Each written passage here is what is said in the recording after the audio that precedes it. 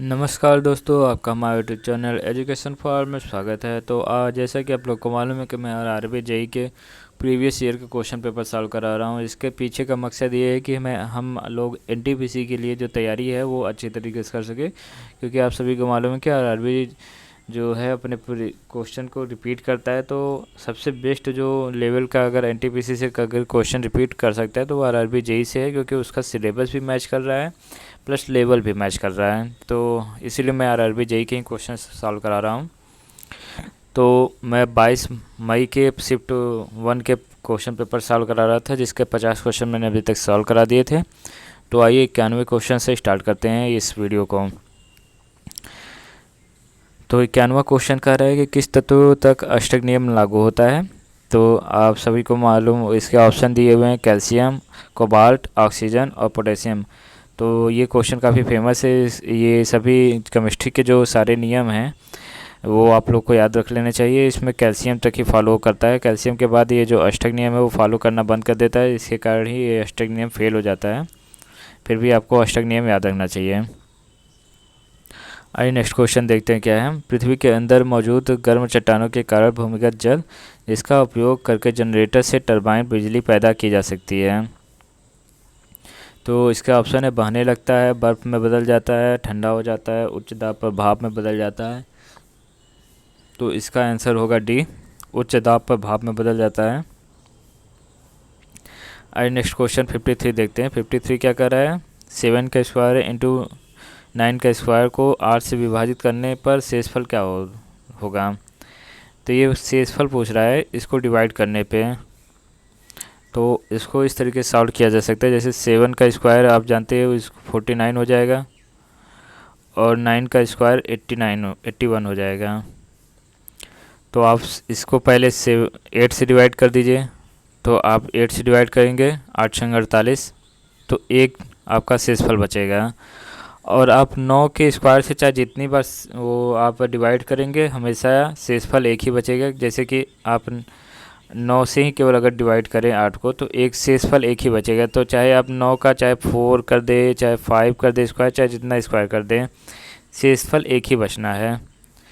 तो दोनों के जब शेषफल 1 गुणा 1 बच रहा है, तो एक्चुअल में पूरा जो शेषफल हमारा बचेगा वो एक ही बचेगा। तो इसका आंसर हमारा एक ही होगा।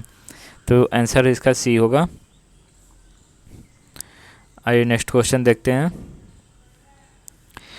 नेक्स्ट क्वेश्चन क्या कह रहा है। नेक्स्ट क्वेश्चन कह रहा है कि राहुल पश्चिम की ओर चलना शुरू करता है और थोड़ी देर बाद वह अपने बाईं ओर मुड़ता है, फिर अपनी दाईं ओर मुड़ता है, फिर बाईं ओर मुड़ता है और फिर दाईं ओर मुड़ता है। वह कितनी बार दक्षिण की ओर मुँह करता है।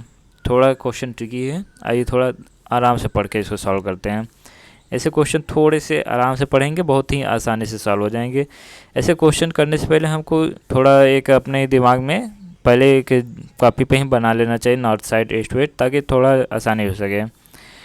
तो ये हमारा उत्तर हो गया, ये हमारा दक्षिण हो गया, ये हमारा पश्चिम हो गया, ये हमारा पूरब हो गया।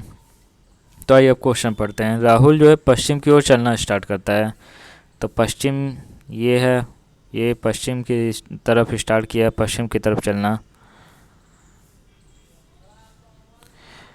पश्चिम की ओर चलना स्टार्ट किया। थोड़ी देर बाद वह अपने बाईं ओर मुड़ता है। तो दाहिना ये है, बायां इसका ये है। तो बाईं तरफ मुड़ता है, फिर बाईं ओर मुड़ता है, फिर वह अपने दाईं ओर मुड़ता है। तो अब इस टाइम दाहिना किधर है, दाहिना इधर है, बायां इधर है। तो ये इधर मुड़ जाता है। फिर वह अपने बाईं मुड़ जाता है। तो बायां किधर है, दाहिना इधर है, बायां इधर है। तो ये बाईं तरफ मुड़ गया। फिर वह अपने दाईं ओर मुड़ता है। तो फिर दाहिना इधर है, दाएं तरफ मुड़ जाता है।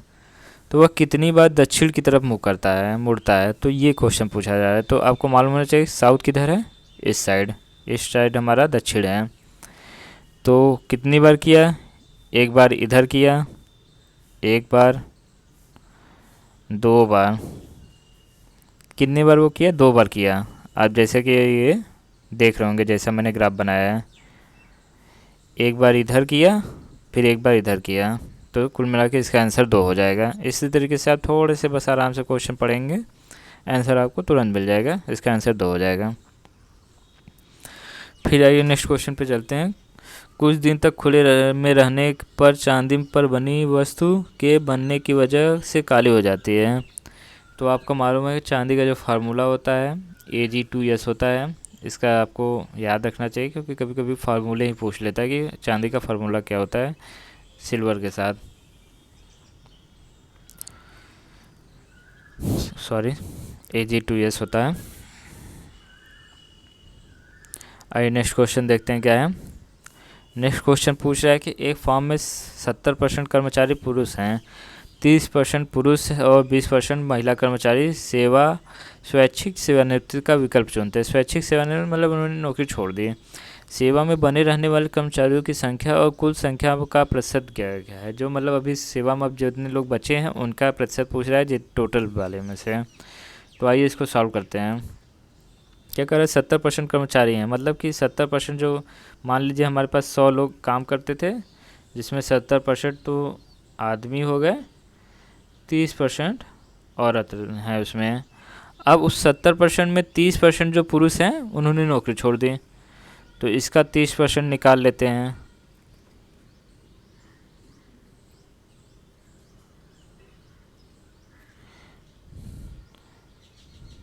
7 त्रिक 21, मतलब 21 आदमियों ने नौकरी छोड़ दिया और 20% महिलाओं ने, और जो 30% महिला थे उसमें से 20% महिलाओं ने नौकरी छोड़ दी। तो ये इसका भी निकाल लेते कितने लोगों ने छोड़ दिया। 6 महिलाओं ने नौकरी छोड़ दिया, तो कुल मिला के 27 लोगों ने नौकरी छोड़ दिया। 100 में से 27 लोगों ने नौकरी छोड़ दिया तो कितने बचे, 27 लोगों ने नौकरी छोड़ दिया तो 73 लोग बचे। तो यही 73% अब हमारा कुल परसेंट है 100 लोग का, तो इसका आंसर हो जाएगा 73। इसका आंसर बी हो जाएगा 73। आइए नेक्स्ट क्वेश्चन पे देख चलते हैं। क्या आप कह रहा है इसमें निम्नलिखित में से कौन से विकल्प नीचे दिए गए संबंध को सर्वोत्तम ढंग से पूरा करेगा।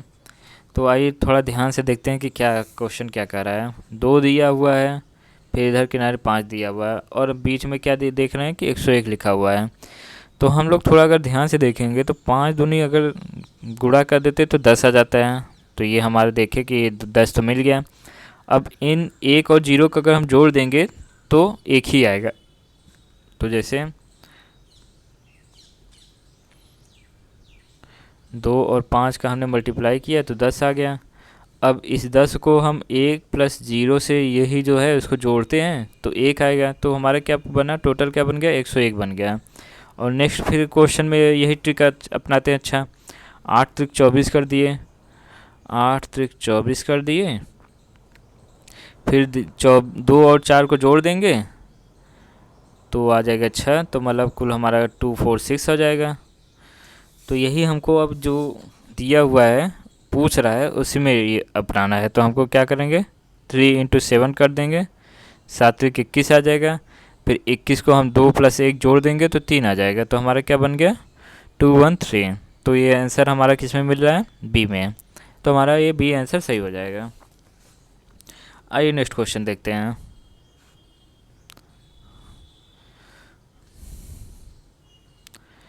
नेक्स्ट क्वेश्चन क्या कह रहा है, किस मुगल सम्राट ने फतेहपुर सीकरी में अपनी राजधानी बनाई थी। तो ये बहुत ही आसान क्वेश्चन है। अकबर ने अपनी राजधानी फतेहपुर सीकरी में ट्रांसफ़र की थी। आइए नेक्स्ट क्वेश्चन देखते हैं क्या है। नेक्स्ट क्वेश्चन का सीरीज का क्वेश्चन है। सीरीज का क्वेश्चन RRB JEE के इस वाले शिफ्ट में बहुत ढेर सारा क्वेश्चन पूछा गया है। तो आइए थोड़ा ध्यान से देखते हैं क्या हमारा सीरीज में क्वेश्चन क्या नंबर क्या दिया है। 125 दिया हुआ है, 159 दिया गया है, 25 दिया गया है, 13 दिया है, 5 दिया गया है। तो 125 हमको कुछ याद आ रहा है कि किसी का मल्टीप्लाई है या किसी का स्क्वायर है या क्यूब है, कुछ तो है। 163 169 भी हमको कुछ याद दिला रहा है। तो हम ये देख रहे हैं कि अगर 25 का मल्टीप्लाई कर देते हैं 5 से तो 125 आ जा रहा है, और यही 5 यहाँ पे दिख रहा है। तो मतलब 5 का मल्टीप्लाई और होते गया है। अब वही चीज़ यहाँ पे देख रहे हैं कि यहाँ 13 से मल्टीप्लाई हुआ है, मतलब कि 13 से मल्टीप्लाई हुआ है तो 169 हो गया है। तो अब हमारा जो प्रीवियस होगा उसमें भी 13 से मल्टीप्लाई होना चाहिए। तो अब लेकिन उससे छोटा भी होना चाहिए, तो ऐसे कौन से वर्ड होगा जिससे 13 से मल्टीप्लाई भी हो और छोटा भी हो? तो एक ही हो सकता है जिससे 1 से मल्टीप्लाई करने पे 13 से मल्टीप्लाई करे तो वो 13 ही आए, तो इसीलिए एक ही यहाँ पे आंसर होगा, तो आंसर डी हो जाएगा। आइए नेक्स्ट क्वेश्चन में चलते हैं। नेक्स्ट क्वेश्चन क्या कह रखा है, एक बैग में 25 पैसे, 10 पैसे, 5 पैसे के सिक्के 1:2:3 के अनुपात में है। यदि बैग में कुल मिला के 30 रुपये हैं तो 5 पैसे में कितने सिक्के होंगे? बहुत ही आसान क्वेश्चन है, बहुत ही इंटरेस्टिंग क्वेश्चन है। तो हम इसको इक्वेशन बना के सॉल्व कर लेते हैं। ऐसे बहुत ट्रिक भी हैं, लेकिन इक्वेशन बना के भी सॉल्व करेंगे तो बहुत कम ही टाइम लगेगा। तो आइए इसको सॉल्व करते हैं। तो 25 पैसे को हम लोग अगर अनुपात में बांटेंगे तो 100 पैसे होते हैं 1 रुपये में, तो 25 पैसे को हम बांट लिए तो 1/4 हो जाएगा। और 25 पैसे का रेशियो क्या दिया गया है, 1 रेशियो दिया गया है, तो हम इसको x मान लेते हैं, फिर प्लस कर देते हैं। 10 पैसे को 1 रुपये में चेंज कर देते हैं, क्योंकि हमारा जो दिया गया है कुल टोटल रुपये में दिया गया, तो हमको रुपये में ही चेंज करके इक्वेशन बनाना पड़ेगा। तो यहाँ 10 पैसे का रेशियो क्या दिया गया है, 2 दिया गया है, तो हम इसको 2x मान लेते हैं। 2x मान लेते हैं और इसके बाद इसको 10 पैसे में ट्रांसफ़र कर देंगे तो 10 ही आएगा। फिर क्या मान लेते हैं, 5 पैसे को 3x में दिया गया तो 3x मान लेंगे, और इसको पैसे में चेंज करेंगे तो 20 आ जाएगा। कितना की दिया गया है, 30 रुपये हमारा दिया गया है।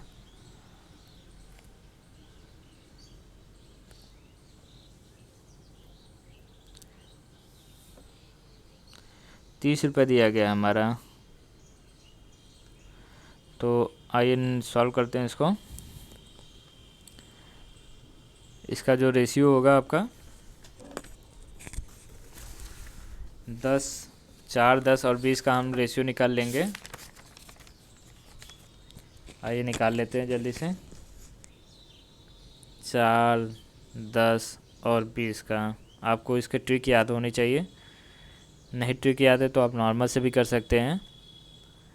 2 से कर दिए, 5 और 10, फिर यहाँ 5 से कर दिए, 2, 1, 2, फिर 2, तो क्या आया, 20 हमारा आया LCM। इसका एक ट्रिक भी होता है, ट्रिक मैं आपको थोड़ा सा बता दे रहा हूँ कि एक ऐसी संख्या लीजिए जो सबसे कटे और बराबर बराबर, और सबसे बड़ी संख्या होनी चाहिए। वो जो कटने वाली संख्या होनी चाहिए सबसे बड़ी होनी चाहिए। तो देखिए 4 से 20 भी कट रहा है, 10 भी कट रहा है और 20 भी कट रहा है, और ये लगभग मतलब वो सबसे बड़ी नहीं, मतलब न्यूनतम संख्या होनी चाहिए वो सबसे। तो आइए अब इसको सॉल्व करते हैं। तो ये इक्वेशन क्या बना, 5x प्लस यहाँ 2 4x प्लस आपका 3x इक्वल टू 30। तो 5, 4, 9, 3, 12, तो हमारा ये पूरा 12x हो जाएगा, 12x, और इधर आपका कितना हो गया, 30 × 20 बराबर 600x। x इक्वल टू 50 आ जाएगा हमारा, x इक्वल टू 50 आ गया। तो 5 पैसे के